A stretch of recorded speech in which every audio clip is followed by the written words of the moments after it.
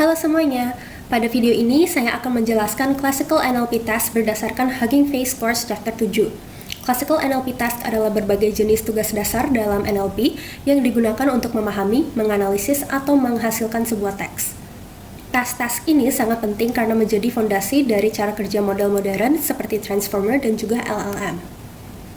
Dalam NLP terdapat berbagai jenis tugas yang digunakan untuk memproses bahasa manusia. Tugas-tugas ini disebut sebagai Classical NLP Task, yaitu masalah-masalah dasar yang ingin diselesaikan oleh model NLP.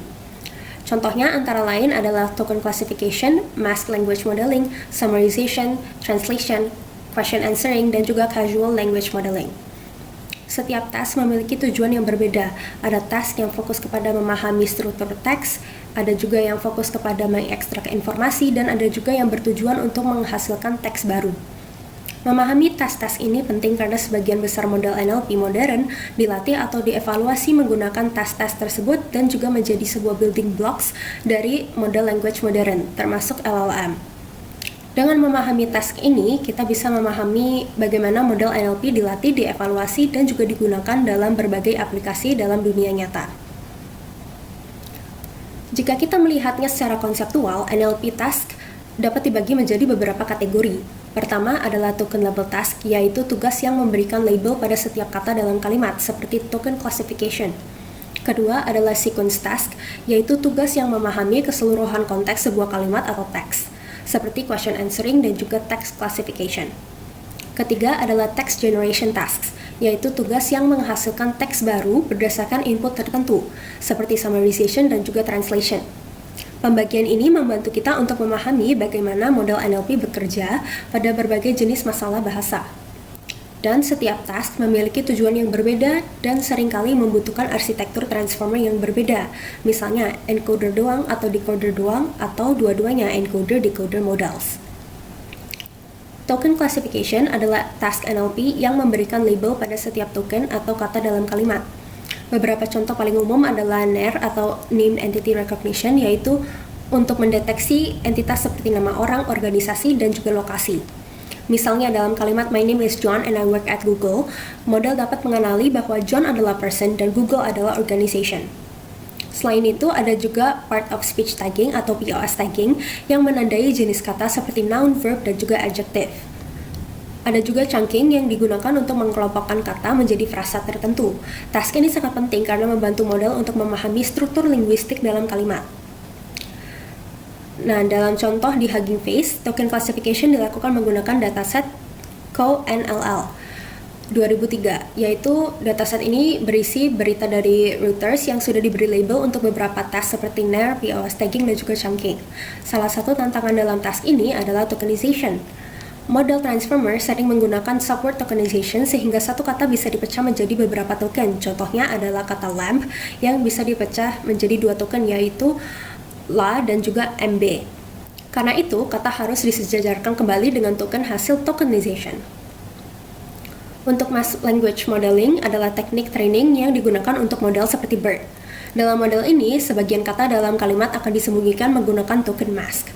Kemudian, model harus memprediksi kata yang hilang tersebut. Contohnya, this is a great blank atau mask. Model akan mencoba untuk menebak kata yang paling mungkin muncul di posisi tersebut, seperti movie, film, atau story. Teknik ini akan membantu model untuk belajar memahami konteks sebuah kalimat karena model harus melihat kata-kata di sekitarnya untuk menebak kata yang hilang. Mask language modeling juga sering digunakan untuk domain adaptation, yaitu menyesuaikan model dengan domain tertentu seperti teks medis, hukum, atau ilmiah.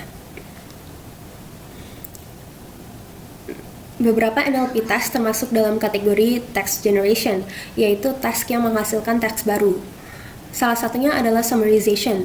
Tujuan dari task ini adalah untuk mengubah teks yang panjang menjadi ringkasan yang lebih pendek tetapi tetap mempertahankan informasi yang penting. Task ini termasuk sequence to sequence task karena model harus menghasilkan sequence teks baru sebagai output. Beberapa model transformer yang sering digunakan untuk summarization adalah BART, T5, Pegasus, and T5. Model seperti T5 bahkan menggunakan pendekatan text-to-text framework di mana semua task NLP diperlakukan sebagai transformasi teks ke teks. Mengevaluasi summarization tidak mudah karena sebuah teks dapat memiliki banyak ringkasan yang valid. Karena itu kita tidak bisa hanya menggunakan exact match. Salah satu metrik yang paling sering digunakan adalah ROACE atau Recall Oriented Understudy for Gesting Evaluation, yang akan membandingkan ringkasan yang dihasilkan oleh model dengan ringkasan referensi yang dibuat oleh manusia. Semakin banyak kesamaan kata atau frasa antara keduanya, maka semakin tinggi skor ROACE. Task lain adalah translation, yaitu menerjemahkan teks dari satu bahasa ke bahasa lain.